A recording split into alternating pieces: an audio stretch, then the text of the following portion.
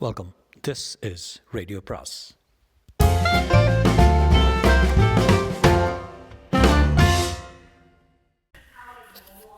அனைவருக்கும் அன்பு வணக்கம். ராக்கி ரங்கராஜனின் கோஸ்ட் அத்தியாயம் 11.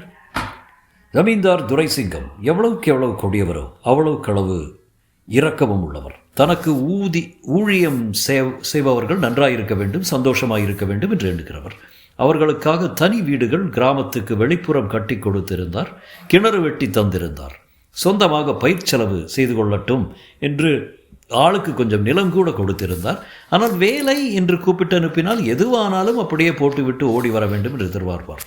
தின்கிற சோத்துக்கு வேலை செய்ய வேண்டியதுதானே நாயக என்று கத்துவார். ஒரு நாள் ஒரு கிழவி மகாராஜாவிடம் ஒரு விண்ணப்பங்க என்று சொல்லபடி கும்பிட்டு கொண்டே அவரிடம் வந்தாள். குட்டி ஜமீன்தார் என்றாலும் மகாராஜா என்றுதான் குடிப்படைகள் கூப்பிட வேண்டும். யார் நீயே? சோமோட அம்மாவுங்க. ஓஹோ, என்ன விஷயம்? பிள்ளைக்கு 22 வயசாகுங்க. கண்ணாலம் கட்டிக்காமல் பிடிவாதம் படிக்கிறானுங்க. மகாராஜா நீங்கள் தான் சொல்லணும் மகாராஜா. துரைசிங்கத்துக்கு பெருமையாக இருந்தது. தன்னுடைய அடிமை நாய்கள் கல்யாணம் செய்து கொள்ளக்கூட தன் அனுமதிக்காக காத்திருக்கின்றன என்பதில் சந்தோஷம் அடைந்தவராக, எல்லாம் ஏற்பாடு செய்யலாம், கவலைப்படாமல் போ என்றார். ஒரு முறையில் பொண்ணு இருக்குதா? ஆமாம் மகாராஜா, அவனோட அத்தை மக சிவகாமியே இவனுக்காகவே காத்துக்கிட்டு இருக்குது. இவனுக்கும் சின்ன வயசுலேருந்தே அவன் மேலே உசுறு. மகாராஜா என்ன சொல்வீங்களோன்னு கம்முன்னு இருக்கிறேன் என்றார் சோமுவின் தாய். வயசு வந்தால் அவனும் கல்யாணம் கட்டிக்க வேண்டியதானே, இதுக்கு நான் என்ன சொல்ல போகிறேன் என்று பெருந்தன்மையாக பதிலளித்தார் ஜமீன்தார். அன்றை சோமுவை வரவழைத்து அவன் திருமணம் செய்து கொள்ள வேண்டிய அவசியத்தை எடுத்துரைத்து அவனை சம்மதிக்க வைத்தார். சோமுவுக்கு கசக்குமா என்ன? ஜமீன்தாருக்கு எந்த விஷயத்தில் என்ன கோபம் வந்து விடுமோ என்று தானே அவன் இத்தனை நாளும் காத்திருந்தான். ஜமீன்தார் தன் மாளிகையிலேயே ஒரு ஓரமாக இருந்த மண்டபத்தை கல்யாணத்துக்காக கொடுத்தார். தாலி கட்டும் சமயத்துக்கு தானே வந்திருந்து ஆசீர்வாதம் செய்தார். வஸ்திரங்களும் பணமும் வழங்கினார். கல்யாணத்துக்காக வந்திருந்த சோமுவின் உறவினர்கள் பெரும்பாலும் மறுநாள் திரும்பி போய்விட்டார்கள்.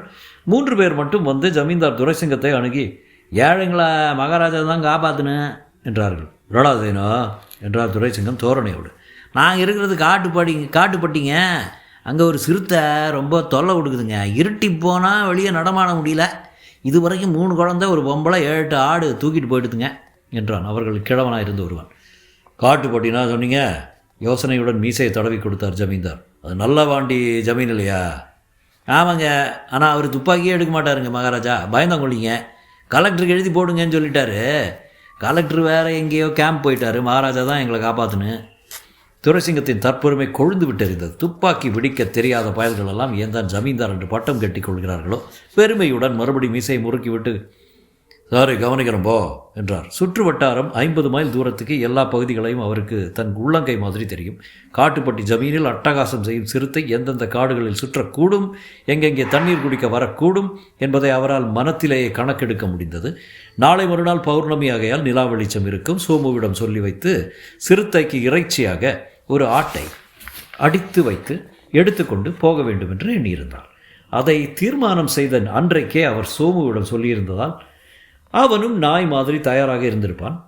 கழுதை எங்கே போய்விடப் போகிறது என்று அலட்சியமாக இருந்து விட்டதால் சோமு தன் புது மனைவியுடன் உல்லாசமாக சுற்றி கொண்டிருந்தான். துரதிருஷ்டவசமாக காட்டுப்பட்டியிலிருந்து வந்திருந்த தன் உறவினர்கள் ஜமீன்தாரிடம் சிறுத்தை பற்றி முறையிட்டதோ அவர்களை காப்பாற்றுவதற்கு அவர் வாக்களித்ததோ அவனுக்கு தெரியாது. இது வேட்டை சீசன் அல்ல என்பதால் தன் இஷ்டத்துக்கு எங்கே போனாலும் மகாராஜா கூப்பிட மாட்டார் என்று நினைத்து விட்டான். கல்யாணத்துக்கு இடம் தந்து நேரில் ஆசை கூறியவர் கொஞ்ச நாளைக்கு விடுமுறையும் கொடுப்பார் என்று நம்பிவிட்டார். வடிவேலங்குடி ஜமீன் கோயம்புத்தூரிலேயே மிக இயற்கை அழகு ததும்பும் பகுதி. மலைப்பிரதேசம், எங்கு பார்த்தாலும் காடுகள். இடறி விழுந்தால் சலசலத்து உருண்டோடும் சுனைகள். நிலவும் கட்டுச்சோறும் இளமை குழிக்கும் பெண்ணும் இருந்துவிட்டால் நேரம் போவதே தெரியாமல் சுற்றி கொண்டிருக்கலாம். அன்று அவனும் சிவகாமியும் பழனிச்சுனை என்ற இடத்தில் அமர்ந்து பேசி கொண்டிருந்த போது வெயில் மறைந்து இருள் கவிழத் தொடங்கிவிட்டது. மச்சான், வீட்டுக்கு போக நேரமாயிடுத்து என்று பயத்துடன் அழைத்தாள் சிவகாமி. அவளை தன் மார்பில் சாய்த்து கொண்டு சிரித்தான் சோமு. கவலைப்படாத, அம்மா கிட்ட சொல்லிவிட்டு தான் வந்திருக்கேன். நேரமாயிட்டதுனால ராவுக்கு எங்கேயாவது தங்கிவிட்டு காலையில் வர்றேன்னு சொல்லிட்டேன் என்று ஒரு சுருட்டை பற்ற வைத்து கொண்டான் ஆனந்தத்துடன். அரண்மனை பகுதியில் இருக்கும்போது எவருக்கும் புகைப்பிடிக்க சுதந்திரம் கிடையாது. இப்போது அவனுக்கு விடுதலை உணர்ச்சி கொப்புளித்தது. இங்கே தங்குறதா? எங்கே? நாற்புறம் அவளுடைய மான்விழிகள் சுழன்றன. இதோ உயரமாக ஒரு பாறை இருக்குது பாரு, நமக்காகவே மன்மதம் போட்டு வச்சிருக்கிற மெத்த என்றான் அவன். வேளையும் தனிமையும் இளமையும் சேர்ந்தால் தானாகவே கவிதை பிறக்கும். சீ, இப்படி திறந்த வழியில் படுத்துப்பாங்க என்றாள் அவள் நாணத்துடன். அதனால் என்ன, யார் வரமாட்டாங்க என்று அவளை அணைத்து கொண்டு அந்த பாறையை நோக்கி நடந்தான் சோமு. கிட்டத்தட்ட அதே நேரம் ஜமீன்தார் துரைசிங்கம் அவனை தேடிக்கொண்டிருந்தார் அரண்மனையில்.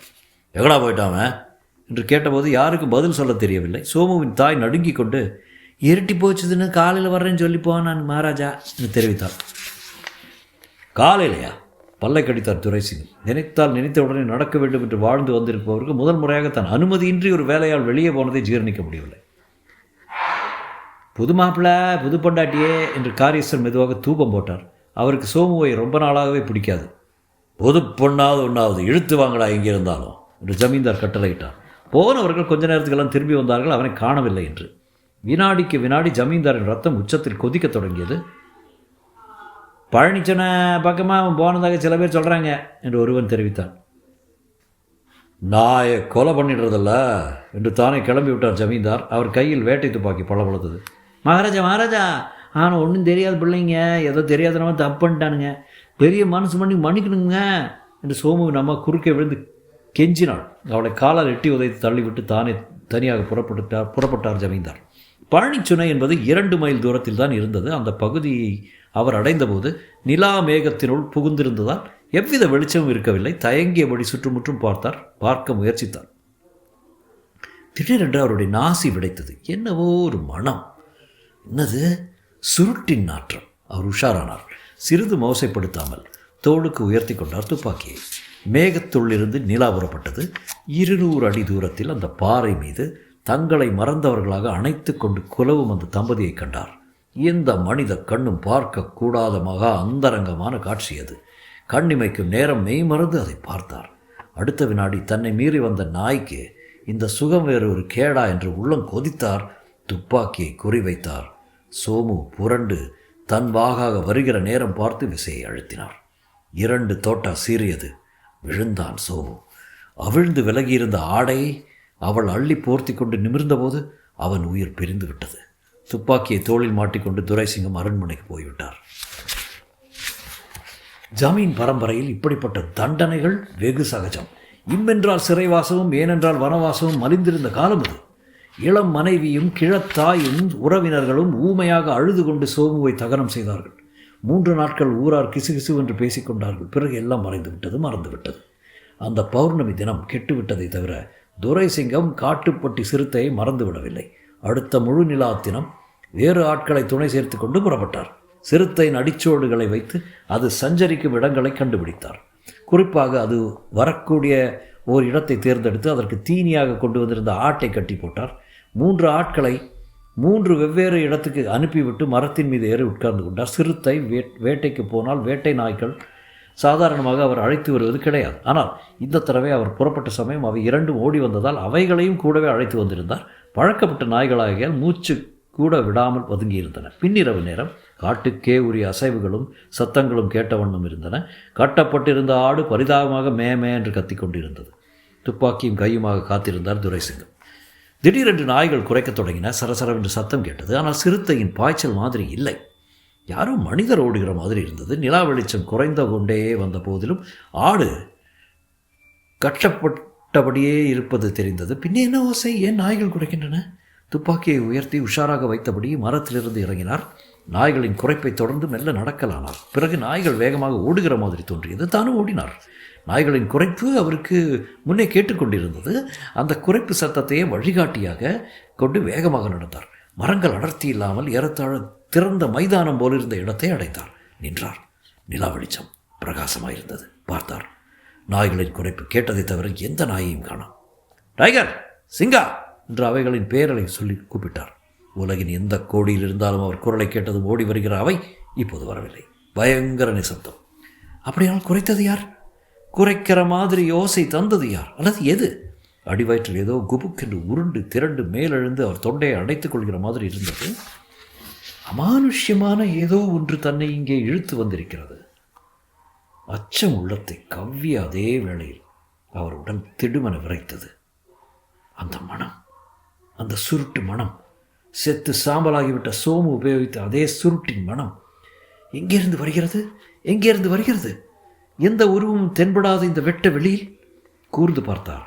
அவருக்கு எதிரில் சில கெஜ தூரத்தில் ஒரு மெல்லிய புகை அந்தரத்தில் சுழன்று கொண்டிருந்தது. தொடர்.